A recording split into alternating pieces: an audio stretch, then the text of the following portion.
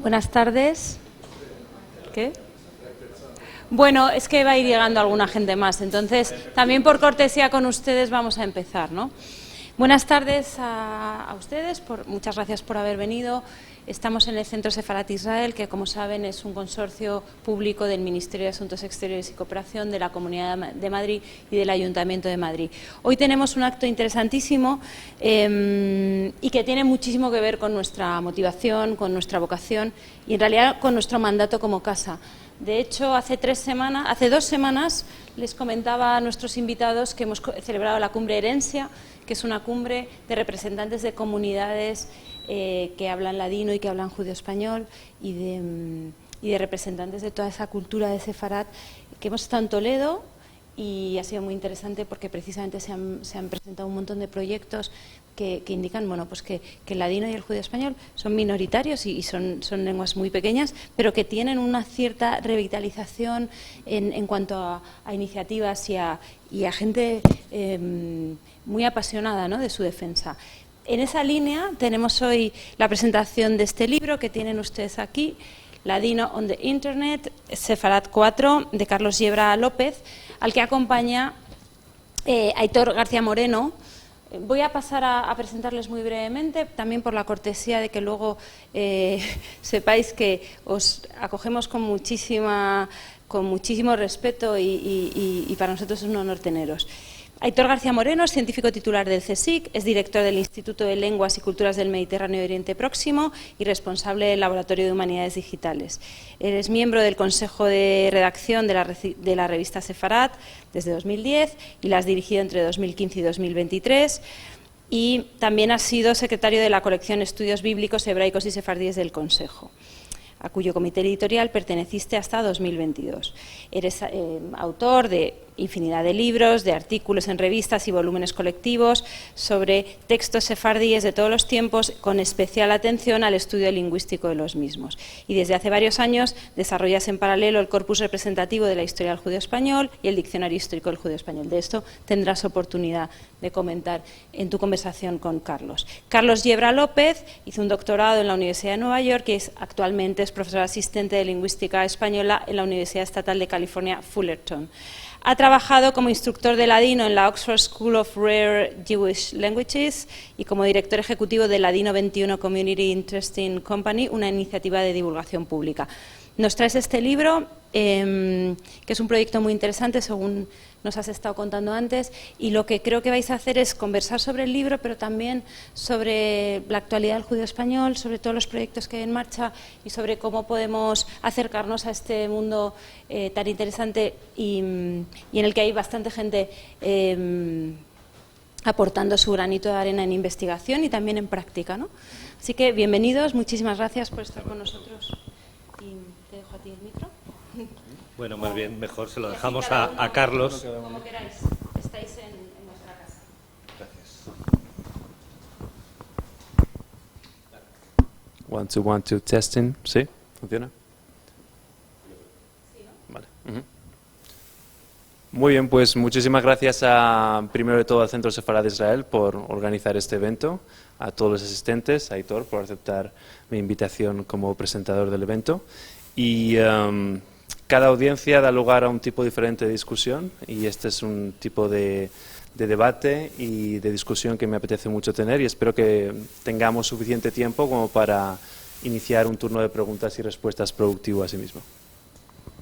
Pues gracias a ti, Carlos, primero por el trabajo realizado y plasmado en este libro que se publicó en la colección de Routledge Studies in Jewish Languages y que, como no podía ser de otra manera, está disponible en abierto en Internet.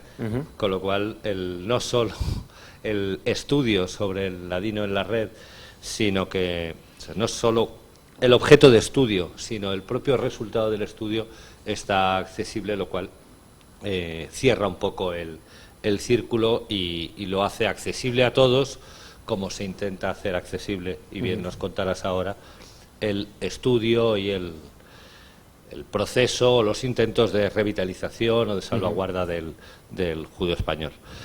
Por mi parte, te cedo la palabra para que nos presentes el libro, nos cuentes cuáles eran tus intenciones, tus intereses a la hora de plantear el proyecto y llevarlo a cabo, y comentaremos, sobre todo, estaremos abiertos a las intervenciones del público ante cualquier duda que salga. Muy bien, pues muchas gracias, Aitor. Y sin más dilación, vamos a ello. Este es el libro en cuestión.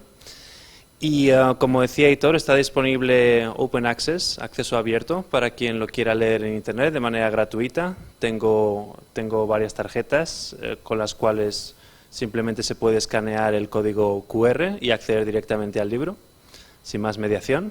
Y se puede consultar, cada una de las palabras que está escrita en ladino tiene su traducción en el inglés, con lo cual creo que va a ser de mucho interés para quienes están interesados en aprender la lengua a sí mismo.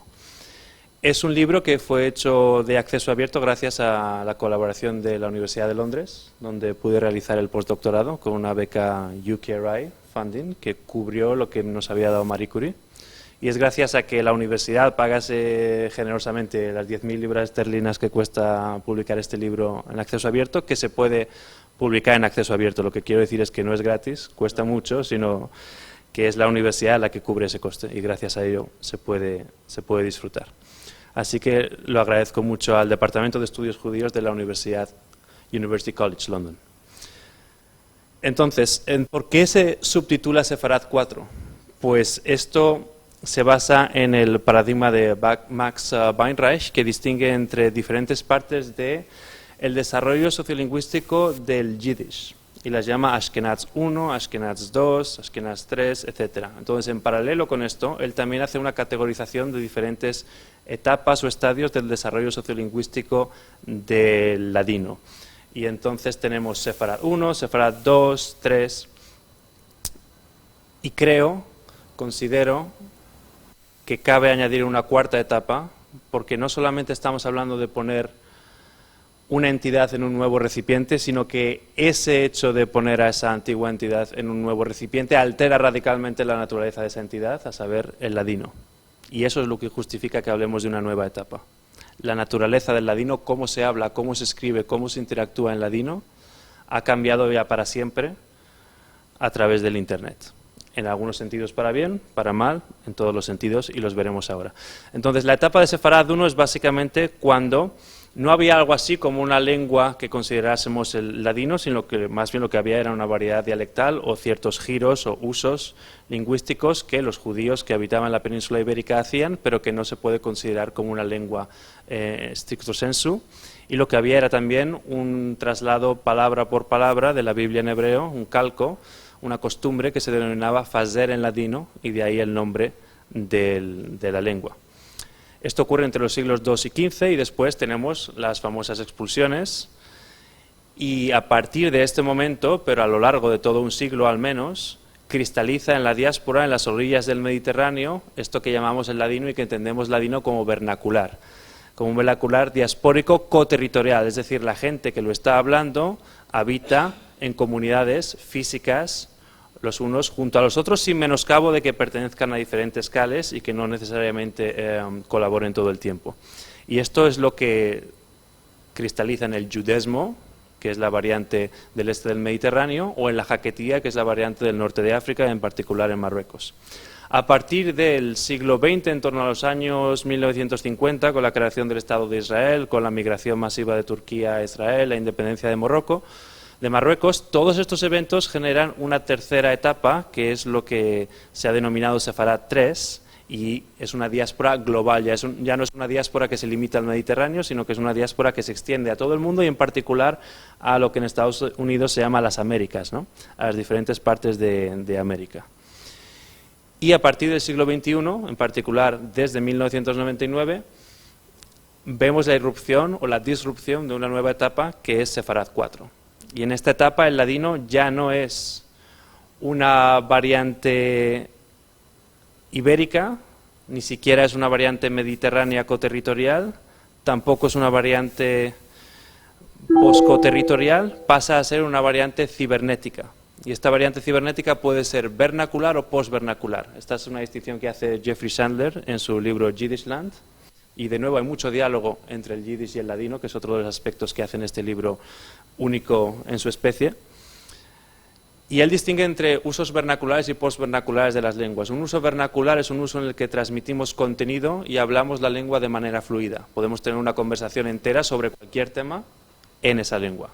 Un uso postvernacular sucede cuando los hablantes ya no pueden hablarla de manera fluida, pero recuerdan un refrán o una canción y utilizan la lengua sobre todo de manera simbólica para significar o indexar que pertenecen a una comunidad o que les gustaría verse reconocidos como parte de esa comunidad. Entonces, lo que vemos en el Internet son usos tanto vernaculares como postvernaculares, dependiendo del tipo de plataforma. La primera autora que reflexionó de manera sistemática sobre el uso del ladino en el Internet fue Michael Held, en un artículo seminal publicado en El Presente. Y allí ella habló de digital homelands, que se podría traducir en español como patrias digitales, pero que realmente no recoge la complejidad del concepto original en inglés. ¿Por qué no? Porque el significado de digital homeland depende en gran parte de esas dos partes, de home u hogar y land o tierra. Y el hecho de que exista un guión no es casual y no es un error ortográfico o tipográfico, sino que obedece al hecho de que el Internet genera una contingencia entre el territorio y el hogar. Dicho de otra manera, ya no necesitamos habitar la misma ciudad o el mismo país para ser parte de la misma comunidad. Esa es la contingencia radical que introduce el Internet. Michael Held habla de un territorio virtual en el que comunidades que se han perdido fuera de línea, offline, como la sefardí,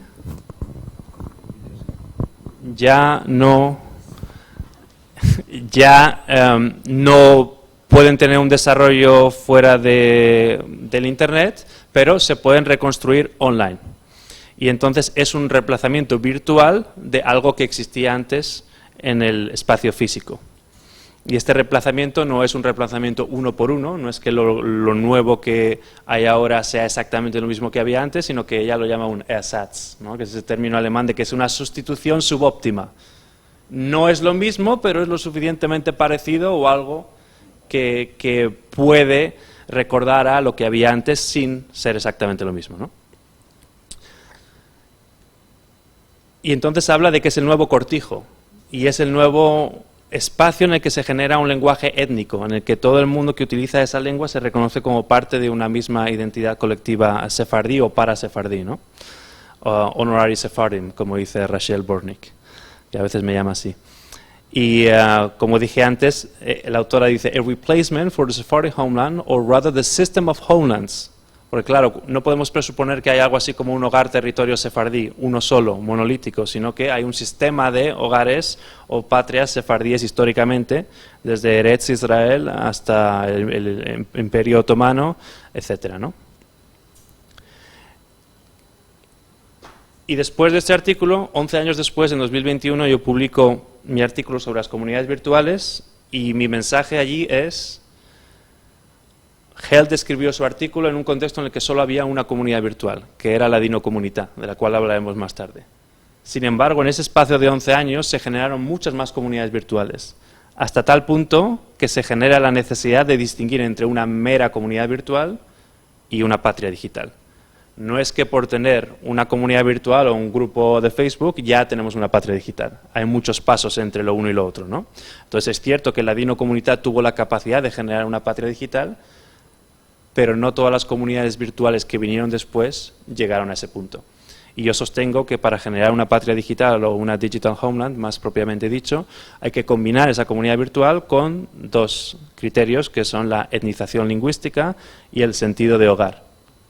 Si existe una comunidad virtual, pero se trata del ladino en español o en inglés o en hebreo, es difícil que se genere ese sentido de etnización lingüística y de pertenencia a una comunidad de ladinohablantes. Entonces, en particular, esta combinación de criterios depende asimismo de 4 aspectos. El primero es la utilización del ladino. Y esto es algo de lo que peca mucho la academia, quiero decir, el mundo universitario en Estados Unidos, que es tratar del ladino y de su revitalización en inglés o en otro idioma que no es el ladino. En cambio, lo que yo sostengo es que para revitalizar el ladino, qué mejor que hacerlo en ladino. Tiene que haber también una voz sefardí en las decisiones importantes que se tomen al respecto para que la comunidad sea responsable de su propio destino, en lugar de estar sujetos a las prioridades académicas o activistas de terceras partes. Debe haber también una interacción de muchos a muchos. ¿Qué es una interacción de muchos a muchos? Quiere decir que yo propongo un mensaje, pero alguien responde a ese mensaje, otra persona lo modera y la interacción sucede en muchas direcciones en momentos diferentes, en lugar de ser una interacción de dirección unívoca donde solo una persona habla y el resto simplemente escucha de manera pasiva, como ahora mismo. Y finalmente, tiene que haber firmas con nombre y lugar. Este cuarto criterio es tal vez un poco más controversial, pero es cierto que incluir el nombre de la persona que está haciendo la comunicación y el lugar desde el que está comunicándose, que normalmente es un lugar emblemático de la diáspora sefardí, desde Salónica hasta Estambul, evoca sentimientos y puede actuar como un símbolo de pertenencia a esa comunidad, ¿no? Entonces puede generar ese sentido de hogar al que me refiero. Y de hecho, por ejemplo, Rachel Bornik siempre insiste que todo el mundo que envía un email en Ladino Comunità diga quién es, de dónde es y desde dónde está escribiendo, que a veces es diferente del lugar del que uno es, especialmente en una comunidad diaspórica, ¿no? Como la sefardí. Entonces, el libro se divide en 3 partes que coinciden con cada uno de los desarrollos de la web: 1.0, 2.0 y 3.0. Y aquí está el índice de los capítulos, ¿no? La sección más breve es la 1.0 porque, como digo, solo había una gran plataforma, que era Ladino Comunità. La más amplia es la 2.0 porque todavía estamos en ese paradigma. Y después hay una sección un poquito más futurista o aventurada, que es la 3.0. Que me aconsejó Lilica, mi supervisora en UCL, que no la escribiera, pero le dije, bueno, la voy a escribir y la vais a pagar vosotros. Entonces, la web .1 era la web más que todo leída, y en lugar de desglosar este índice, voy a ir caso por caso práctico. Entonces, la web 1.0 es la más que todo leída, significa que era muy difícil interactuar con el contenido en los primeros días del Internet. No sé si ustedes se acuerdan, yo recuerdo perfectamente cuando había que llamar desde un módem y salía un sonido tin, tinini, nini, nini, y uno accedía a la página web y no había ninguna sección de comentarios. Simplemente uno leía y si quería responder tenía que crear su propia página web y ahí ya escribir el contenido que quisiera, interpelando el contenido previo. Por eso es una web más que todo leída y esa etapa duró pues desde 1994 hasta aproximadamente el año 2000. Y dentro de esa etapa, la comunidad virtual más exitosa, sin ningún género de dudas, fue Ladino Comunità. Incluso hoy en día se podría argumentar que sigue siendo la más exitosa. Exaequo con 2 o 3 más, pero sigue siendo una de las principales, ¿no? Entonces, como ven en la pantalla, dice que Ladino Comunità es un sitio donde el judeo-español vive. ¿Sí? Puedo leer aquí. Un sitio donde el judeo-español vive. La creó Rachel Amado Bornik, lo cual no quiere decir que fuese su idea, que no la fue, después hablaremos de eso. Hubo otros ejemplos de listas de correo electrónico, como de Ladino Cultural Forum, que estaba basada en Israel, y Sefaradí Muestro, que se creó en respuesta a las deficiencias percibidas de Ladino Comunità, hablaremos también de eso después tal vez, pero ninguna de ellas llegó a tener un éxito comparable, ni mucho menos al de Ladino Comunità. Aquí tenemos a Rachel Bornik, herself, que, si el sonido nos respeta, nos hablará de cómo fue la creación de esta lista de correo electrónico en ladino. Y así también tenemos una primera exposición a la lengua. Veamos si efectivamente este vídeo funciona o no. Si no funciona, simplemente explico el contenido. Parece que no, así que explicaré el contenido. Básicamente ella cuenta que no hubo ningún tipo de publicidad al respecto, nadie hizo anuncios. También, de nuevo, en esa primera etapa del Internet estaba mucho menos comercializado, con lo cual se entiende. Hoy en día tendríamos anuncios pagados en Facebook y en otras partes. Y simplemente fue una idea que respondía a una demanda previa y por eso tuvo éxito. Porque había gente que se quería comunicar en ladino, especialmente en un contexto en el que muchos de sus amigos habían migrado, por ejemplo, de Turquía a Israel, ya habían perdido contacto hace 10 o 20 años. Y la única solución de hacerlo de una manera eficiente desde el punto de vista del coste económico era Internet. Y la gente se fue añadiendo poco a poco y ahora hay más de 1000 personas que interactúan en Ladino Comunità. Es cierto que la mayoría de esas personas o usuarios es silente, leen emails pero no participan, pero hay un contingente de, yo diría, entre 50 y 100 personas que participan regularmente, entre las cuales, por supuesto, me cuento de manera entusiasta. Como dije, el concepto no fue propuesto por Rachel Bornik, sino por Moshe Shaul, Zichrono Libraja, que hemos dejado la buena vida, como decimos en ladino, hace unos años. Y su objetivo era preservar la lengua. No era realmente conectar a las personas, sino preservar la lengua, y no preservarla en toda su complejidad, sino preservarla en un aspecto muy específico, que es el ladino escrito en caracteres latinos según la ortografía de aquí Jerusalén, que no es la única ortografía en caracteres latinos, pero sí es la principal. Especialmente como se sabe en Madrid, ¿no? Entonces, ¿qué supone esto?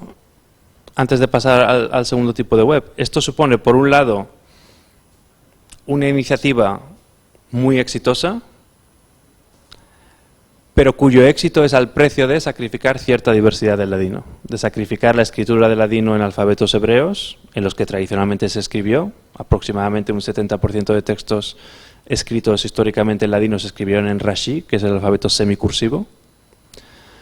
Sacrificar el Rashi, sacrificar el solitreo, y también, obviamente, al ser simplemente la web 1.0, que es la leída, el único medio de transmisión es el texto. No vemos cómo se escuchan los hablantes del ladino, qué aspecto tienen, cuáles son sus geolectos. El geolecto que se privilegia es el geolecto de Estambul, y Ladino Comunidad tiene 5 moderadores, 4 de los cuales hablan el geolecto de Estambul.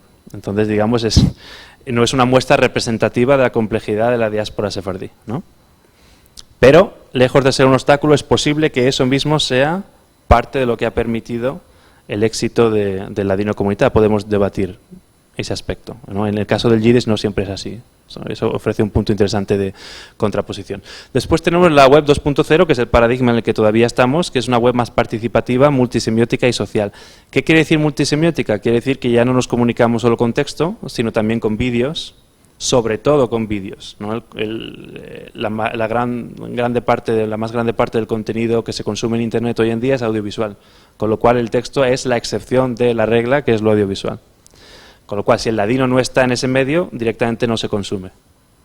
Entonces, había que crear plataformas que generasen ese tipo de contenido en ladino. Esta fue la plataforma que yo creé en 2017 con Alejandro Acero Ayuda y un hablante de la comunidad sefardí llamado Beni Aguado, que vive en Nueva York, cuyos padres son de Turquía y Grecia.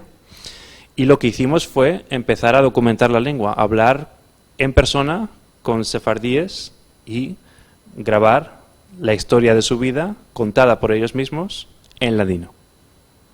Empezamos en 2017 grabando vídeos en un iPhone. La gente no entendía muy bien qué estábamos haciendo, por qué, pero seguimos y hoy en día llevamos ya más de 400 vídeos exclusivamente en ladino en el siglo XXI, todos ellos inéditos, ¿no? Y es una muestra muy representativa de cómo se habla el ladino hoy en día, porque hay vídeos en Brasil, en Argentina, en Estados Unidos, en Francia, en Marruecos, en Turquía. Entonces, esto sí ofrece otro registro de nuevo, ¿no? Cómo se oye, qué aspecto tienen los ladinohablantes. Normalmente tampoco editamos el contenido, entonces se pueden ver esos marcadores de disfluencia, o se puede ver que no es una lengua que se hable enteramente de manera vernacular, ¿no? Se pueden ver las interrupciones, las dudas que tienen los hablantes. Puede ser que lo hablaban en casa cuando tenían 10 años, pero hace 30 años que no lo hablan, etcétera. Se puede ver la atrición lingüística, ¿no? El desgaste. Pero este no fue el primer archivo digital. El primer archivo digital fue creado por la Autoridad Nacional del Ladino y su Cultura, que es una organización aprobada por el Knesset, el Parlamento de Israel, en 1997, y que produjo el primer archivo digital en YouTube en 2011. Hace 13 años que no suben contenido, con lo cual les damos por inactivos, pero si alguien quiere escuchar el ladino en Israel, hablado en los últimos años del siglo XX y los primeros del siglo XXI, este canal en particular ofrece una muestra de 133 vídeos. De nuevo, es gratis suscribirse y se puede consumir este contenido. Después tenemos eSefarad, que yo a veces llamé eSefarad, por el sesgo anglófono, pero eSefarad está basado en Argentina. Este proyecto lo organizan Marcelo y Liliana Benveniste, y la mayoría de vídeos son en español, pero también hay algunos vídeos en ladino, especialmente los encuentros de Al-Had, que hablaremos de ellos, que son encuentros que tienen lugar todos los domingos. Y también hay vídeos en jaquetía, que estos son muy valiosos, tal vez un poco infravalorados en mi opinión.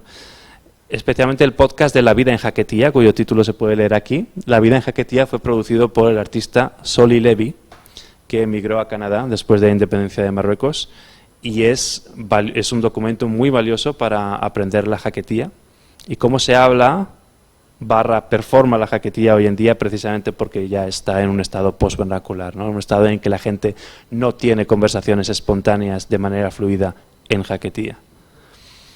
Ladino 21, y después tenemos canales de YouTube que no se especializan en el ladino, pero contienen vídeos en ladino. Por ejemplo, Wikitongues se especializa sobre todo en lenguas en peligro de extinción y tiene 2 vídeos en ladino. O Vanishing Languages and Cultural Heritage, un poco más profundo, tiene una colección entera de vídeos en ladino, pero son todos en Estambul.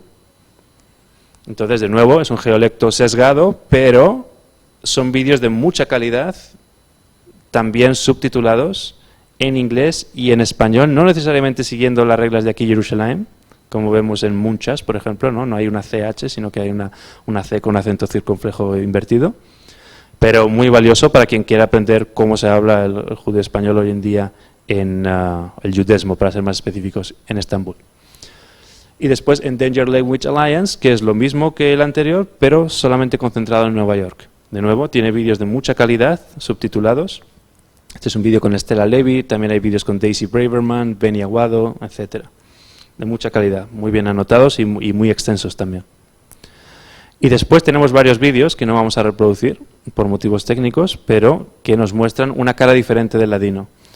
El ladino todavía se ve en sociedad como algo arcaico, pero lo que ha conseguido el Internet es transvaluar ideológicamente esta percepción. Es decir, hacer que la gente entienda que el ladino pertenece por derecho propio al siglo XXI y que no es una excepción o algo raro. Entonces podemos ver vídeos de canciones como La vida dopo el raquí, que es la canción de este vídeo, donde se canta La vida dopo el raquí en un estilo de hip hop, en algo que la gente no asociaría al ladino.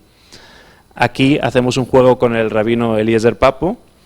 Es un juego de apuestas sobre si él va a responder o no a ciertas cuestiones, y acabamos brindando con rakia, que es una bebida típica sefardí. Compramos croata porque no encontramos Bosnia, pero el principio es el mismo. El principio es que hay una ludificación del ladino que rompe el prejuicio social de que el ladino no pertenece al siglo XXI, de que no se pueden producir géneros actuales en este idioma, ¿no? Y esto tiene ventajas y desventajas. La principal ventaja que yo le veo a los archivos digitales es que su objetivo es descriptivo. Ya no se trata de moderar el contenido y meterlo en el lecho de Procusto del prescriptivismo de la ortografía de aquí Jerusalén en el alfabeto latino, como en Ladino Comunità, sino que se muestra la lengua tal y como la persona la habla. Es cierto que la cámara puede coartar un poco, puede tener cierta influencia, ¿no? The observer effect. Pero en principio el objetivo, como digo, es descriptivo. La realidad es que siempre hay ejercicios implícitos de prescriptivismo. Por ejemplo, ¿a quién entrevistamos? ¿En qué orden? ¿Cuánto tiempo le damos a cada vídeo? Esas son decisiones autoriales que nosotros tenemos que tomar como archivistas y que suponen matizar ese descriptivismo que es el objetivo, ¿no? Pero es un tipo de activismo basado en la comunidad, que pone el micrófono en la comunidad, y si ven la mayoría de entrevistas que hemos hecho en Ladino 21, por no decir todas, yo pongo el micrófono en la persona y la persona hace el 98% del contenido que ven en el vídeo. Yo me limito a hacer las mismas 3 preguntas siempre, que es ¿cómo te empezaste la lengua? Que quiere decir ¿cómo aprendió usted la lengua? ¿Cuál estás haciendo para adelantar la lengua? ¿Qué trabajo está haciendo usted para hacer que la lengua prosiga? ¿Y cuál lo piensas del avenir del ladino? ¿Qué piensa usted del futuro del ladino, ¿no? Y por eso son entrevistas semiestructuradas, porque está esa estructura de 3 preguntas, pero después el hablante puede aludir a cualquier otro contenido. Y lo mejor es que el ladino está representado como un complejo lingüístico y cultural. De nuevo, lo que hablé antes, se combina lo vernacular con lo postvernacular, lo audiovisual con lo textual, la diversidad de geolectos es increíble, es muy fácil de usar, es de acceso abierto, todo el mundo puede acceder quote unquote gratis, entre guillemets, porque obviamente se comercia con los datos del usuario, entonces no es puramente gratis. Y también además es interactivo, la gente puede comentar en cada vídeo y nosotros podemos responder si entendemos que la pregunta es interesante. Y es un tipo de interacción mucho más inmediata que esperar a que el mensaje en una lista de correo electrónico sea moderado y sea publicado 2 días después, ¿no? Suponiendo que haya acuerdo entre los moderadores. Y finalmente, como dije, es un punto de vista ideológico positivo en el sentido de que muestra el ladino como algo activo en el siglo XXI frente al prejuicio social de que ya es una lengua moribunda o que ya no se habla. Es como, no, aquí tengo 400 vídeos donde puede usted ver que se está hablando exclusivamente el ladino. Esto es lo que comentaba antes de la transvalación ideológica. Y por comentar algunas deficiencias de los archivos digitales, yo diría que todavía están centralizados. Así como los primeros años de Internet tenían esta promesa milenarista de la libertad digital, se vio muy pronto que al final pasa como con todos los lugares que se descubren, que se acaban masificando y siendo presas del turismo. Pues con Internet pasó algo parecido. Las comunidades acabaron siendo industrias en muchos casos, ¿no? Y esto también está pasando con el ladino. Y en cualquier caso, todos los archivos digitales y cualquier plataforma virtual en ladino hoy en día pertenece a uno de estos 5 magnates, The Big Five, en la tecnología, que son Google, Amazon, Microsoft, Apple y Meta. Un vídeo que ponemos en ladino 21 en el canal de YouTube, si Google quiere cerrar mañana YouTube, ese vídeo desaparece. Es posible que tengamos la copia de ese vídeo, es posible que la donemos a un archivo, a la Librería Nacional de Israel, etcétera. Pero si no la tenemos, pertenece técnicamente a Google. Un grupo de WhatsApp que creemos pertenece a Meta, etcétera, ¿no? Y no hay ninguna plataforma que se escape a este Big Five. Y finalmente también hay una falta de representación. Por ejemplo, el sociolecto rabínico brilla por su ausencia en los archivos digitales, que yo conozco, al menos los que están en YouTube. Y finalmente, voces y narrativas del colectivo LGTBIQI, lo cual no es el caso en la comunidad de Yiddish. Por ejemplo, en la comunidad de Yiddish hablantes sí se pueden ver varias entrevistas al respecto. En la comunidad ladinohablante, no. ¿Por qué? Es una pregunta interesante. ¿Tiene que ver el conservadurismo lingüístico de la comunidad ladinohablante con un conservadurismo social más amplio que podría explicar este hueco? Es una pregunta interesante. Aquí hay grupos de WhatsApp como este que les presento, el de Estamos WhatsAppeando, creado por Albert Israel, que vive donde sugiere su apellido. Y cada día él envía una imagen con texto y con el audio de ese texto registrado por él mismo. Entonces aquí tenemos la imagen, después tenemos el texto y el texto está traducido al hebreo. Esto no es ladino con letras hebreas, sino que es hebreo en letras hebreas. Traducido al hebreo y después grabado por él mismo, ¿no? Entonces, si le diéramos al play, sonaría algo así como: de aquí y de allá, desmasalado, le está viniendo pescado, ¿hay quien le quiere ayudar? Y en sí habla el hablante medio de ladino, porque, como sabemos, la mayoría de hablantes de ladino tienen más de 60 años, muchos más de 80 años, y es así un poco como suena la voz de la comunidad, ¿no? Está pergado kurshum, que significa plomo, que está como muy pesgado, como muy pesado. Vale. Después tenemos los ladinadores de Aldo Sevi. Creo que al cambiar el tamaño de pantalla se han cambiado un poco las líneas. Los ladinadores de Aldo Sevi, por resumirlo brevemente, es la adaptación de Ladino Comunità a la web 2.0. El objetivo es exactamente el mismo, como pueden ver en la pantalla. Este grupo es para partillar contenidos en judeo-español, no aceptamos publicaciones en otras lenguas.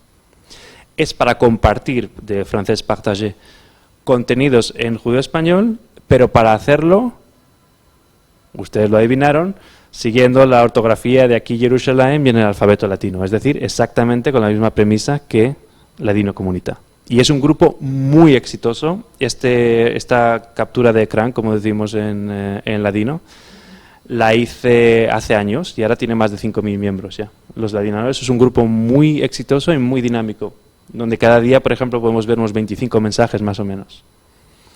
De nuevo, moderadas por Aldo Sevi, que también es moderador de Ladino Comunità. Es cierto que yo le propuse para que fuera moderador, pero el resultado es que ahora mismo el moderador de Ladino Comunità y los ladinadores happens to be the same person, ¿no? Resulta que es la misma persona. Después tenemos aplicaciones para aprender el ladino. Como se pueden imaginar, yo tenía un sueño que era ver un curso de ladino en Duolingo. Y entonces, en lugar de soñar, contacté a Duolingo y les dije, ¿por qué no hacemos un curso de ladino? Lo hago gratis, ningún problema. Simplemente díganme cómo hay que hacerlo. Y me dijeron, sí, le avisaremos cuando el incubador esté listo, etcétera. Entonces yo activé lo que Daddy Yankee llama un conteo regresivo, en este caso de 3 meses. Y dije, me doy 3 meses. Si en 3 meses no me han contactado, lo doy por perdido.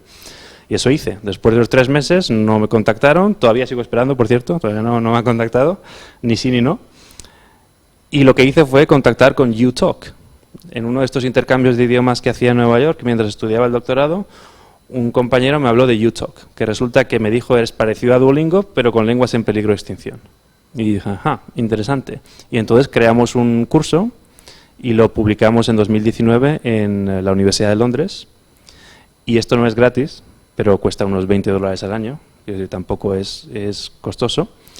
Y es muy parecido a Duolingo, básicamente se aprende con audiovisuales, con gamificación, ¿no? Con ludificación que he llamado antes del contenido, y no le va a hacer a uno fluido en ladino, pero le va a dar una buena base, a nivel A2, B1, ¿no? Pues como Duolingo, lo mismo. ¿Cuál es la ventaja de estos cursos con respecto a los de Duolingo? Que en Duolingo se crean cursos por pares. Es decir, si alguien quiere aprender sueco desde el alemán, tiene que crear un curso alemán-sueco. Si quiere aprender sueco desde el húngaro, tiene que crear un curso independiente húngaro-sueco, etc. Sin embargo, UTalk tiene un corpus master, que es el mismo para todos los idiomas, excepto 100 palabras que son particulares de la cultura de cada idioma, ¿no? Por ejemplo, en español, en ladino, borecas o este tipo de palabras. Entonces, una vez que uno crea el curso, que lo traduce al ladino, se puede tomar este curso desde más de 150 lenguas diferentes, incluidas todas las lenguas diaspóricas del ladino, como el hebreo, el turco, el francés, etc. Entonces esto es algo que gustó mucho. Eliezer Papo era el keynote speaker de ese evento de presentación de UTalk y dijo que le gustó mucho en la Autoridad Nacional del Ladino y que la Autoridad Nacional del Ladino, el grupo de que les hablé antes de Israel, había pasado muchos años tratando de crear este tipo de aplicaciones y no sabían cómo, ¿no? Justo me escribió Elil Baum hace un par de días preguntándome sobre, pues no conocía este curso, es muy interesante, y ¿sabes cómo podría difundirlo en Israel? Etcétera, etcétera, ¿no? Y así llegamos al Zoom Boom, que fue realmente un punto de inflexión, marcó un antes y un después en el desarrollo del ladino en el Internet, más todavía que en el caso del Yiddish, porque en Yiddish ya había comunidades online bastante asentadas y porque hay un cierto sector ortodoxo del yiddishismo que se niega a utilizar Internet, ¿no? Por esos dos motivos. En cambio, en el ladino, más allá del ladino comunitario, no había ninguna plataforma utilizando tecnología web 2.0 asentada. Los ladinadores apenas acababa de comenzar, puede ser tenía 30 o 40 usuarios, y entonces el Zoom Boom realmente supone un antes y un después. Y finalmente también porque, como dije antes, la mayoría de hablantes del ladino tienen más de 60 años, muchos más de 80. Entonces, en un contexto de pandemia donde la demografía de este tipo era la más afectada, tenían que quedarse en casa, querían seguir practicando la lengua, pero no tenían cómo. Zoom, de nuevo, llena una demanda previa, responde a una demanda previa de manera efectiva y hace que la lengua realmente cambie para siempre en el Internet. De ahí que Kenan Cruz Silly, turco que vive en Londres, hablase de un renacimiento del ladino. Dice, for this dying Jewish language, COVID has been an unlikely lifesaver, ¿no? COVID ha sido un salvador improbable. ¿Quién iba a pensar que el COVID tendría como efecto colateral poder ayudar a revivir el ladino, ¿no? Pues este fue uno de los efectos. Y se hizo con iniciativas como esta, de Oxford School of Rare Jewish Languages, donde se enseña gratis para los alumnos, los profesores se les paga a través de donativos con los que se subsiste esta escuela, pero es gratis para todos los alumnos del mundo entero, aunque tienen prioridad los estudiantes universitarios, aprender Rare Jewish Languages, lo cual significa cualquier lengua judía que no sea el hebreo. El Yiddish es la más popular, el ladino es la segunda más popular. Y después del ladino, el judeo-baghdadi, judeo-arabic, judeo-french, judeo-italian, todo esto. Las clases son en su mayoría en inglés, pero el contenido también es en estas lenguas. Y justo ahora acabo de terminar, justo antes de este evento, 45 minutos antes, terminé la última clase de ladino para principiantes de este año. Y son clases que tienen mucha demanda. Cada sección tiene 30 estudiantes, pero hay años que tenemos 260 solicitudes, por ejemplo. y solo podemos escoger a 30 y son estudiantes muy preparados, muchos de ellos propiamente de Oxford o de Cambridge. Este es un ejemplo de una de las diapositivas de la clase. Palabras en común que se utilizan en la clase de ladino y están escritas en el alfabeto latino siguiendo la ortografía de Aquí Jerusalem y en Rashi, que de nuevo es el alfabeto semicursivo utilizado en la diáspora sefaradí, ¿no? Los títulos como meldar, que significa leer, ¿no? O dunque allora, que es una palabra de transición, como del italiano dunque o del francés donc. Kolakavod, que es un término en hebreo que significa todos los honores, que significa felicidades, congratulations, ¿no? Etcétera. Son expresiones recurrentes en la clase de ladino. Después, la digitalización de revistas o publicaciones, que no es en sí una comunidad virtual, por lo que excede el contenido del libro, pero que ha sido clave para ayudar a expandir el ladino. Por ejemplo, El Amanecer es el único periódico del mundo que se publica exclusivamente y enteramente en ladino. ¿Qué había que hacer antes si se quería recibir El Amanecer? Pues había que contactar con Karen Sarjón, que a su vez contactaba con su hijo que está en California, que a su vez contactaba conmigo y me decía, ok, le voy a enviar una carta desde California hasta Londres. Y al año siguiente, cuando me cambiara de Londres a París, entonces se la voy a enviar a París, pero ahora cuesta más la posta. Y así con cada uno de los suscriptores. Entonces era una locura para una comunidad diaspórica. Y ahora están digitalizados no solamente los nuevos números que salen, sino todos los números anteriores. Entonces, cuando uno se suscribe, de nuevo, no es gratis, pero sí es efectivo desde el punto de vista del coste, pueden ser $20, tiene acceso a todos los números anteriores. Y es literatura de cierta calidad, no de tanta calidad como Aquí Jerusalem, en mi opinión, pero es literatura moderada y editada, ¿no? No son comentarios espontáneos en el Internet. Y después tenemos Aquí Jerusalem, que es una revista digital de la que Moshe Shaul, que nombré anteriormente, Zichrono Libraja, fue editor durante muchos años. Tuvo que ser, como dicen en inglés, discontinuada, tuvo que ser interrumpida por motivos económicos. No había suficientes suscriptores, no había suficiente dinero. Pero gracias a Internet volvió en 2019 tras un hiato de 3 años y ahora se publica exclusivamente en Internet, lo cual permite ahorrar costes y, de nuevo, es una literatura de mucha calidad, en mi opinión, altamente moderada por Aldo Sevi y todo su equipo, y se puede acceder gratuitamente a este contenido, no requiere suscripción. Pongan aquí jerusalem.wix.com y pueden acceder a todos los números de Aquí Jerusalem, o a muchos números, creo que faltan algunos por digitar todavía, pero es un recurso muy importante. También se creó durante la pandemia, esto ha perdido un poco de actividad, pero en su momento fue muy importante, la Sephardic Digital Academy, que es una iniciativa de la Hermandad Sefardí de América, que se basa en Long Island, en Nueva York, y que tuvo clases virtuales de todo tipo, clases de ladino, clases de cocina sefardí tradicional, por ejemplo, que también eran muy populares. Yeshiva Minhat Milena era una escuela rabínica, Yeshiva, digital, creada por Eliezer Papo, el rabino que les mostré antes en el vídeo de Raki, que quería honrar la memoria de su abuela de nombre Minhat Milena, de ahí el nombre Yeshiva Minhat Milena. Y leíamos el Me'am Lo'ez en ladino, en este tipo de formato. Y finalmente, tal vez la iniciativa más exitosa del Zoom Boom son los encuentros del Had, que, como el propio nombre sugiere, Al-Had significa domingo, viene de Ehad, uno en árabe, el primer día de la semana judía. Encuentros que tienen lugar cada domingo exclusivamente en ladino, entre un balabai o anfitrión y un musafir o invitado. En este caso el balabai sería Hitor, el musafir sería yo.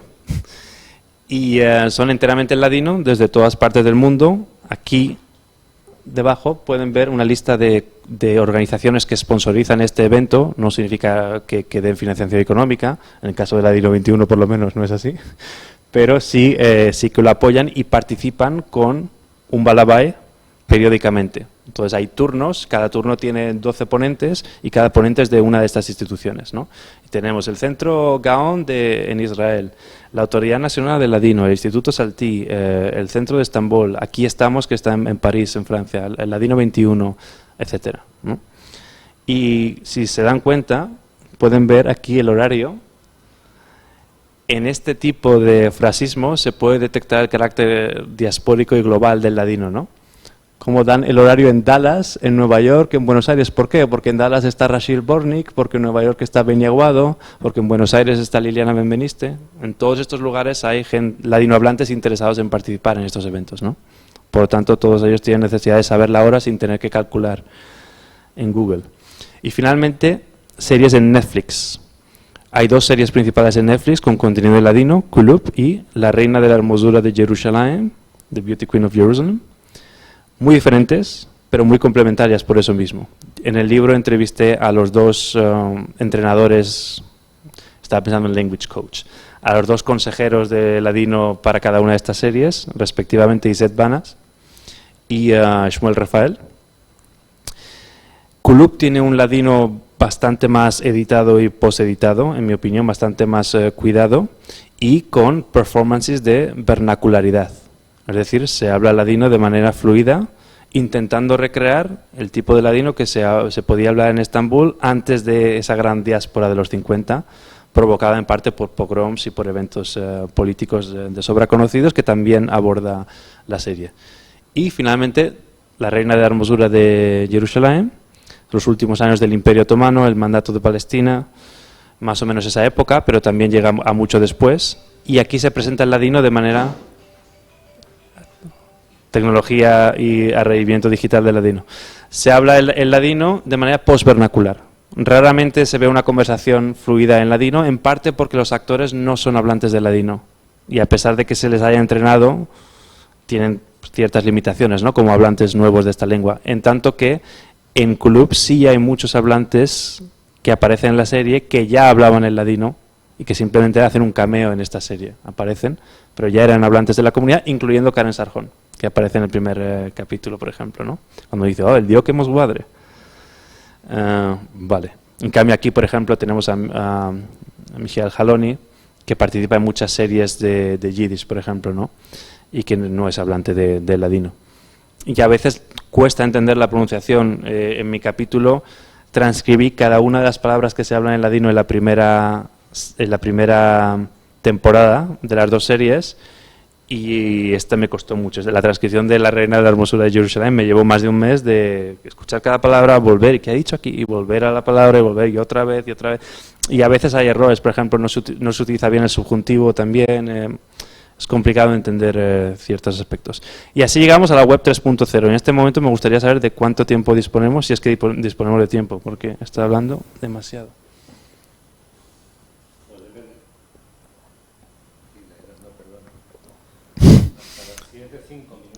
5 minutos, vale. Venga, entonces abordo la web 3.0 en 5 minutos y nos vamos a las preguntas. Entonces, web 3.0. Como dije, este es el capítulo más futurista, más aventurado, y entre otras cosas lo es porque la web 3.0 está pasando mientras hablamos en esta sala, ¿no? No es algo que esté asentado o consolidado. Entonces, hablo de 2 iniciativas, del metaverso y del estado en red. El metaverso es básicamente la idea de que podría existir un espacio virtual donde todos los grupos que hemos visto antes, todas las iniciativas, Encontros del Hub, Ladino Comunidad, los ladinadores, a todas ellas se pudiera acceder con un solo nombre de usuario, una sola contraseña y un solo avatar. Y ese avatar podría ser como los que vemos en la imagen. Es una recreación virtual de nosotros mismos, puede ser un poquito mejorada, pero lo suficientemente realista como para que la gente nos identifique, ¿no?, con un nombre de usuario, y no tendríamos que entrar y salir de cada plataforma, sino que podríamos ir pasando de una a otra con los mismos credenciales. En el capítulo especulo en cómo sería un día en el metaverso en ladino, con una participante voluntaria que yo imagino y que llamo Karen Sarjón. Y finalmente el estado en red. El estado en red es tal vez el más polémico desde el punto de vista político. Y el estado en red, The Network State en inglés, es una creación de Balaji Srinivasan, que para quien no lo conozca es un autor muy interesante, es uno de estos Indian Tech Pros asociados políticamente con el movimiento MAGA en Estados Unidos, pero también en disputa con ellos acerca de las visas, de la migración, etcétera, ¿no? Porque estos son al contrario, estos son de open borders, ¿no? Estos son, dan la bienvenida a los migrantes internacionalmente, piensan que no debería haber fronteras internacionales, etcétera. Entonces, la premisa básica del Estado en red es que la nación-Estado es un modelo de comunidad política fallido al menos para ciertas comunidades. Y entre estas comunidades podría estar la comunidad sefardí. ¿Por qué la comunidad sefardí ha sido históricamente expulsada de varias naciones-estado? ¿Por qué la idea de los pasaportes, cuya década se conmemora hoy, hay una exposición que se acaba de inaugurar precisamente hoy, aquí en este edificio? ¿Por qué la política de dar pasaportes a personas de ascendencia sefaradí no convence a todo el mundo, incluidos los propios sefardíes? Por ejemplo, a Rachel Bornik me decía, yo no tengo ningún interés en el pasaporte español o el portugués, porque yo me siento sefardí, pero no me siento española. Bueno, esa es una opinión como cualquier otra, ¿no? Pero existe, es a lo que voy. Entonces, la pregunta es, ¿hasta qué punto el modelo de nación-estado es compatible con una comunidad diaspórica como la sefardí? Y si no es enteramente compatible, ¿existe algún modelo de convivencia política superior? Y ese podría ser el Estado en red. ¿Qué es el Estado en red? Pues muy simple. Empieza con una comunidad virtual, los ladinadores, ladino comunidad, etcétera. A partir de ahí se pasa a una patria digital, ya definida anteriormente, con un sentido de etnización lingüística y pertenencia al hogar. La gente se conoce en persona. Hey, nos hemos conocido desde hace 5 años en los ladinadores, ¿por qué no nos reunimos en persona para hacer un viaje histórico a Salónica, por ejemplo? Esto se lleva años haciendo en Ladino Comunidad, por ejemplo. Gente que se conoció en Internet y se acabó conociendo en persona. También pasó con Ladino 21. Después, cuando la comunidad es lo suficientemente grande, se puede crear una economía interna con una moneda cripto que podríamos llamar el sefardito, ¿no? Tokens de sefardito. Con esos tokens se podrían adquirir nodos físicos o edificios físicos o tal vez simplemente habitaciones dentro de edificios y después conectar esos territorios, así sean un pueblo, una casa o una habitación en esa casa, en red y acceder a esa a través de la identificación con un criptopasaporte 3.0 y finalmente cuando la comunidad sea lo suficientemente grande, obtener reconocimiento diplomático, especialmente por parte de las naciones-estado legado más representativas de la diáspora sefardí, desde Francia hasta Israel, Estados Unidos, etcétera. Sería algo así. Aquí tenemos territorios adquiridos por crowdfunding de una comunidad-estado en red, que no es necesariamente la sefardí, y están conectados online de tal manera que uno solamente puede acceder con un código al que tiene acceso online, pero sin conocer ese código no se puede desbloquear la puerta de esa habitación o de esa casa o el acceso a ese pueblo, ¿no? Entonces, en resumen, y esta es la última diapositiva, esto sería Sefarad 4 por grados de sofisticación. Primero están las comunidades virtuales, que son simplemente grupos en línea. Después están las patrias digitales, que son ese grupo en línea más las dos características enumeradas, etnización lingüística y sentido de hogar. Y finalmente estarían las naciones soberanas en red, que a la límite, en última instancia, nos llevarían a un proceso de diáspora revertida. Habríamos empezado con el ladino o con el yudesmo, por ser más específicos, como lengua vernacular diaspórica, y podríamos llegar a una reversión de esa diáspora que no pase por el Estado-Nación, sino, en este caso, por la nación soberana en red. Muchas gracias.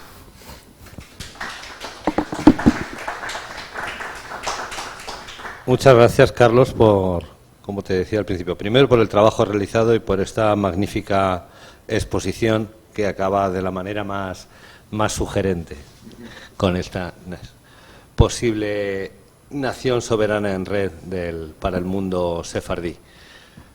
Invito al auditorio a plantear dudas, cuestiones que hayan podido surgir. Creo que tenemos aquí a alguien que alguna vez ha participado en un encuentro de Al-Had, con lo cual puede certificar lo que nos ha contado Carlos acerca de esta iniciativa de Sefarad y demás.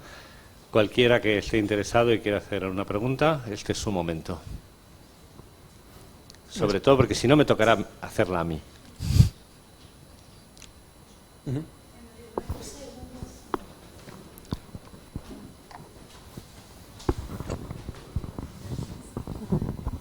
Hola, gracias por la presentación. Quería preguntar los cursos. Usted mencionó los cursos en Oxford y dijo que hay poco, persona puede participar. Hay una lista grande y la pregunta es, ¿se enseña a leer en Rashi ahí, no? Sí. es algo diferente que los otros cursos existen, imagino, ¿no? Absolutamente, y esto es súper importante. Hay personas que piensan que el ladino puede sobrevivir en caracteres latinos. Este puede o no ser el caso. Lo que sabemos seguro es que para conocer la comunidad sefaradí históricamente tenemos que saber leer en Rashi y en Solitreo, en la medida en que gran parte de los textos de esta comunidad están publicados en estos alfabetos. Con lo cual, si enseñamos, como enseñamos en Oxford, ladino para propósitos de investigación, tenemos que hacerlo incluyendo el Rashi y el Solitreo, sí. Y insistimos mucho en estos dos alfabetos.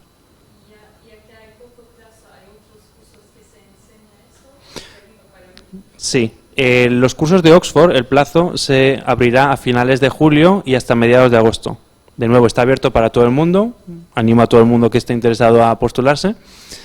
Y al margen de eso, en Ladino 21, que es mi propia compañía, también tenemos talleres de solitreo, de Rashi y también de cirílico. Cirílico serbio y cirílico búlgaro, que son dos alfabetos en los que se escribió el ladino históricamente, no masivamente, pero sí históricamente, y que no se enseñan, que yo sepa, en ninguna parte. Para propósitos de leer ladino, quiero decir. En casi ninguna parte. Tenemos aquí excepciones que hacen la regla, como decimos en inglés. Sí, esos dos sitios que yo conozco, Oxford y... En Oxford tenemos ladino para principiantes, 2 secciones, ladino intermedio, 1 sección, y jaquetía. En jaquetía también enseñamos el solitreo, solo que lo llamamos hasicolmos, pero es lo mismo. Sí.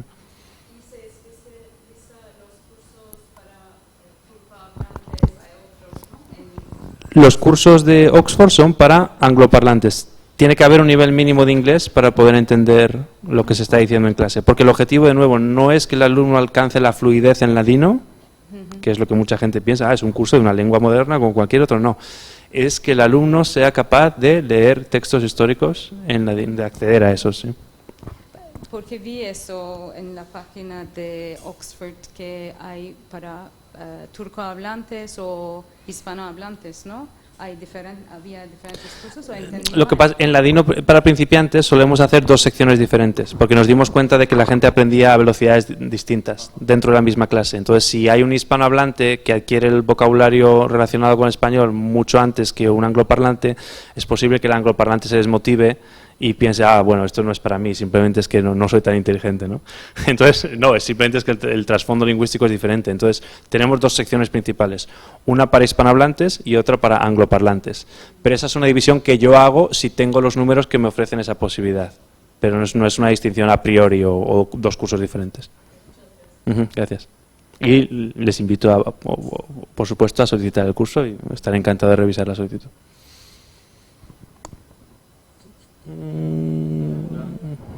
¿Pregunta más? Jelko tiene. Bueno, se me oye, ¿no? Sí. Sí. Bueno, antes que nada, enhorabuena a Carlos por este libro y estamos pendientes del siguiente, que debería ser un manual para enseñar el judeo-español. Lo es, ahora hablaré de eso. Muy bien. Yo, escuchando todo lo que estabas resumiendo de posibilidades en Internet y las actividades que se hacen, tengo solo una sensación que no salimos, porque has utilizado un verbo muy importante, es adelantar la lengua. Y en este sentido veo que no estamos saliendo de unos contextos que se siguen repitiendo, y temas que se siguen repitiendo cuando, por ejemplo, en encuentros de Al-Had suelen hablar de la infancia, de temas más tradicionales. Sí. Y creo que en este sentido estamos en un bucle un poco repetitivo y me pregunto, porque en una de las clases, porque yo enseño el judeo español también, me preguntó un alumno cómo se dice mando a distancia en judeo español. Y era como en plan, espera, ni idea. Comando a distancia, no sé, porque nunca he visto esta palabra en judeo español. Entonces me pregunto si hay una manera de salir un poco de este molde de temas muy parecidos y de hablar a lo mejor de temas más actuales, justo para adelantar la lengua y ponerla más actualizada. Pues muchas gracias. Sí, muchas gracias, Jelko, por esa pregunta, súper pertinente también. Efectivamente, la hay. Y adelantar la lengua, a pesar de que tradicionalmente, yo por lo menos personalmente, ¿no? Tal vez no sea representativo, pero sospecho que sí, me he encontrado con bastante oposición cuando he intentado innovar léxicamente o temáticamente. Entonces, por ejemplo, en Ladino Comunitas hay como pockets de innovación, ¿no? Por ejemplo, en Ladino Comunitas, Simón Guerón traduce artículos de actualidad en ladino todas las semanas, o Albert Israel hizo en su día encuentros de Zoom que eran sobre temas actuales. Yo, por ejemplo, hablé en uno de esos encuentros sobre Bitcoin y expliqué qué era Bitcoin en ladino. Pero al margen de eso, lo que necesitamos, creo, es un libro de texto autoritativo donde haya un vocabulario establecido al respecto de esas innovaciones y de cómo utilizarlo. Y eso estoy haciendo yo, por ejemplo, en el libro de texto actual. Hay una unidad entera sobre cómo utilizar el ladino en contextos digitales. Cómo se dice desmutearse, mutearse, todo este tipo de cosas, ese vocabulario al que hacía referencia.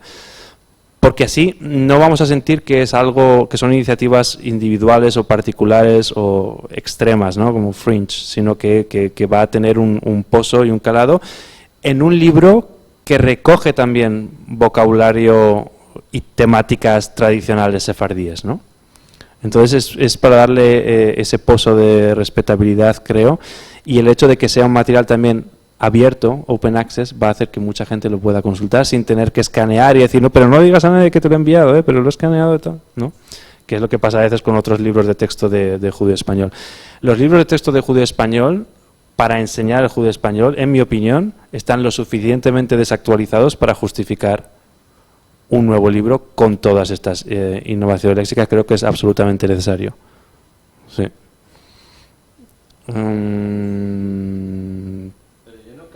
Sea cuestión de jugar a ser moderadores del léxico que falta, porque no lo ha sido nadie con ninguna regla. Más bien al final, los procesos de selección de las innovaciones léxicas que muchas veces pasan por el préstamo, y en el judío español han sido especialistas en jugar al préstamo, más bien creo, independientemente de la utilidad del libro de texto, pero no como diccionario básico. Vamos a ver si me explico. Precisamente jugando con esas comunidades virtuales que hay, lo que hay que hacer es dejar de preguntar cómo te embesates la lengua, sino qué pensás de la situación en no sé qué. Y la gente va a sudar ríos de tinta y de sangre, pero haciendo el esfuerzo de tener que hablar sobre temas de actualidad, como los bitcoins, no porque tú te lo prepares, sino lo que tú digas, lo que el otro te conteste, tal, habrá una innovación léxica que triunfará, o triunfarán tres. Si el judío español sigue vivo, tendrán que triunfar 3 o 4 para cada cosa, porque si no, dejará de ser judío español. Y será realmente el momento en el que, como dice Jelko, se ha roto el bucle y la lengua, aunque sea también de manera artificial, porque el tema de conversación se ha propuesto, siempre de manera semidirigida, pero irá adquiriendo las herramientas para salir a la calle si algún día quiere salir a la calle o quiere salir al metaverso. Sí, creo que sí. Esa es la manera, más bien el cambiar los temas de discusión de un encuentro de Al-Had, de un vídeo, de un no sé qué, que están muy bien, dan una estructura a la hora de comparar sociolectos o idiolectos o geolectos, pero digamos que eso, con el trabajo que vosotros mismos habéis hecho, que es buenísimo, ya está. Ya se ha documentado el judío español de finales del XX, del siglo XXI. Vamos a intentar, vamos a ver si es posible su vernacularización, y para eso hay que forzar a la gente a hablar. Sí, a ver, tal vez no me he expresado con la suficiente precisión. Digamos, hay varios niveles. El primero es la moderación, sí. Entonces, efectivamente, mi propósito no es moderar las innovaciones aunque esta unidad que existe es sobre el ladino en el Internet, donde sí creo que ha habido suficientes propuestas como para hacer una unidad para dar un poco forma a todas estas propuestas. Pero en otros temas, que no sean en Internet en particular, no hay ninguna ambición de moderar nuevo vocabulario en ladino, en el texto. Pero sí estoy a favor de la propuesta. A pesar de que, como he dicho antes, las propuestas normalmente se topen con un conservadurismo bastante agresivo, porque claro, es la pescadilla que se muerde la cola. Si alguien propone una nueva palabra, bueno, es que esto no se decía así. Y ese es todo el punto de proponer la nueva palabra, que no se decía así, que no había una palabra para ello, ¿no? Pero hay gente que no lo entiende o no lo quiere entender. Y después yo sí creo que lo cortés no quita lo valiente. El hecho de que efectivamente la posibilidad de vernacularizar el ladino en el siglo XXI pase por ser más agresivo en la propuesta de temas nuevos, estoy completamente de acuerdo con eso. Yo sí creo que todavía falta mucho esfuerzo de documentación, especialmente en persona con respecto al ladino. Al fin y al cabo, llevamos con el ladino 21 desde 2017, pero ¿a cuánta gente hemos entrevistado? ¿200 personas? ¿No? Entonces ahí falta mucha gente, ¿no? Falta mucha gente. Bueno, falta mucha gente, de la misma manera que a los que los acercamos desde una perspectiva académica nos falta el 99% del texto, hasta saber si la palabra ya sí que hubo una propuesta, no te digo a lo mejor para mando a distancia, pero no me extrañaría, o sea, para determinadas realidades más o menos moderno-contemporáneas, buceando en textos de los años 60-70, por así decirlo, ¿no? Y no necesariamente, como hablábamos antes, para que en esa hipotética vernacularización se vuelva al judío español del siglo XVIII o al judío español del siglo XIX, no, pero para saber de dónde se viene, porque a veces hay sorpresas en muchos casos. Dependiendo del tipo de texto al que accedes, concursos como estos, si te vienes 2 mañanas al CSIC, sales leyendo judío español en Rasí, ¿eh? No vayas a pagar a Oxford nada. Yo lo siento, las clases de Oxford son... El que te enseñe solitreo y el cirílico. Pero las clases de Oxford son gratis para los estudiantes. No, las de Oxford, digo. Lo digo de broma por ser una universidad privada. Quiero decir que es una tarea que todos, Serco lo sabe, no porque haya aprendido conmigo, sino todos los que nos hemos acercado a los textos sefardíes, pasamos por la piedra de aprender a leerlos. Y es algo relativamente sencillo, que nunca se acaba de hacer bien. Es muy fácil empezar a leer y es imposible leer bien siempre, porque siempre habrá algo que no... Especialmente con el solitreo, sí. No, con el solitreo es más difícil aprender, ahí doy fe, pero siempre va a haber palabras irreconocibles. Siempre. Sí, por ejemplo, con el contexto de la pandemia, recuerdo cuando se discutió en la comunidad sefardí qué palabra utilizar para vacuna, ¿no? Y una idea que triunfó fue la de Devinar.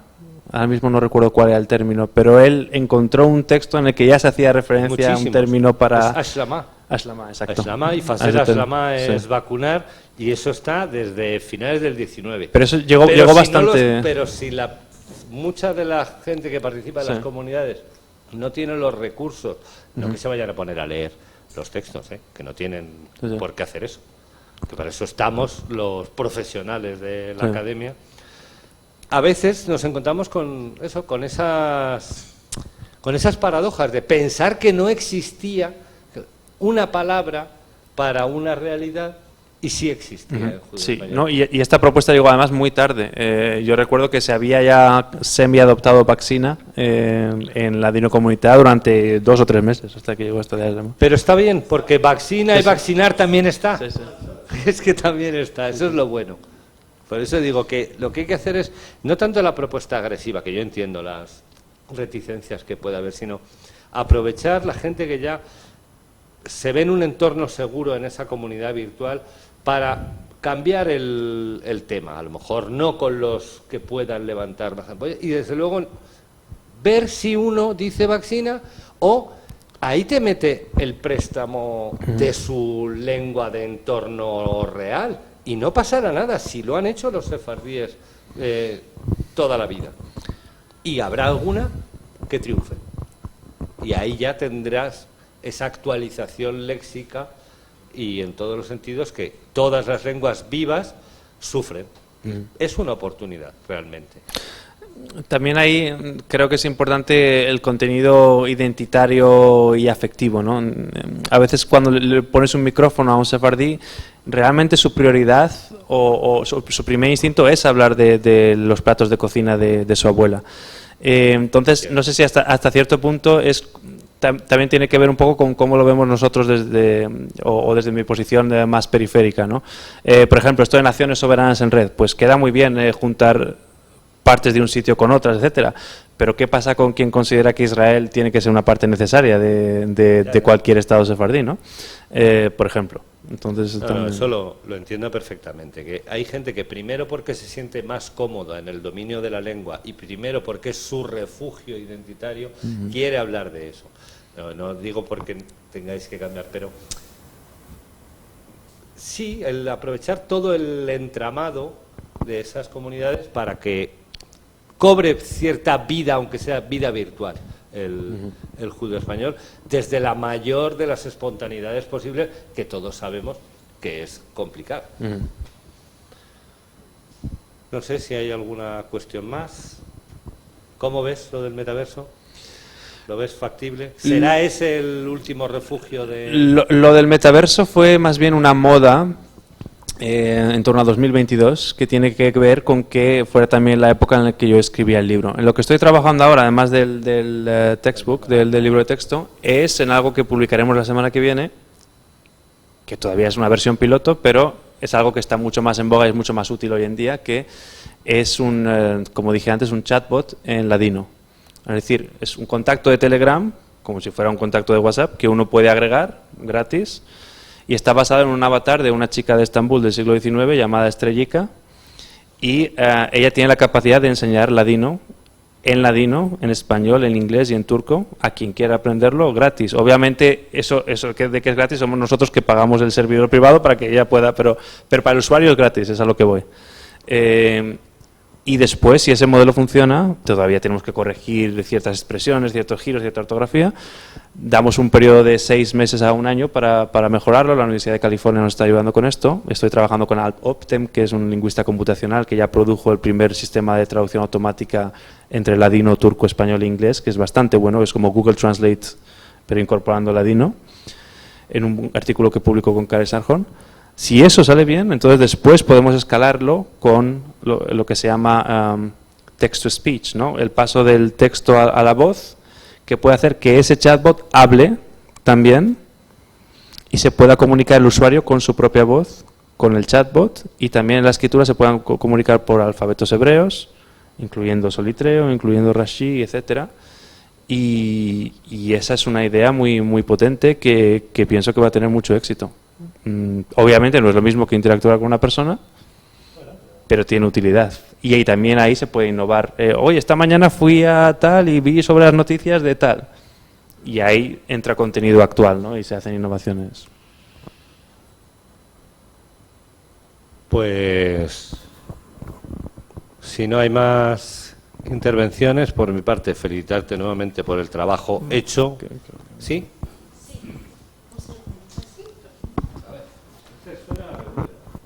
Y a veces sí. Hay que hacer que no. He llegado tarde, pero bueno. Quería preguntarte, rescatar el ladino es difícil, porque normalmente vosotros lo que estáis rescatando el ladino es como la parte académica y difundirlo, ¿no? Rescatarlo y difundirlo.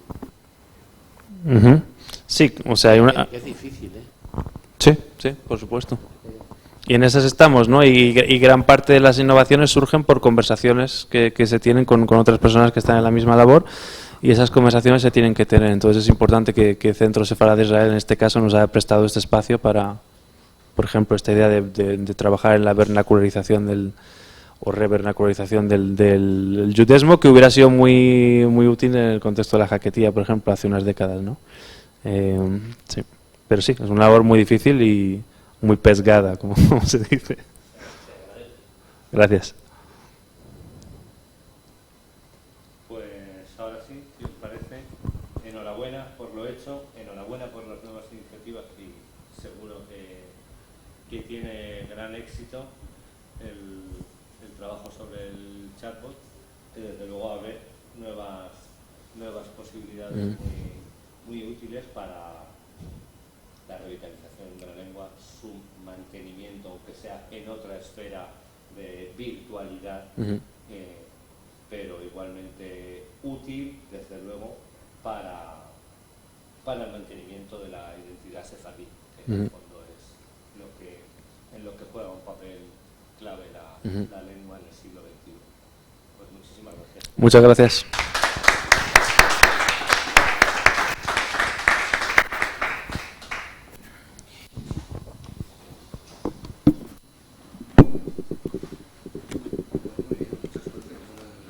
Son un lío también.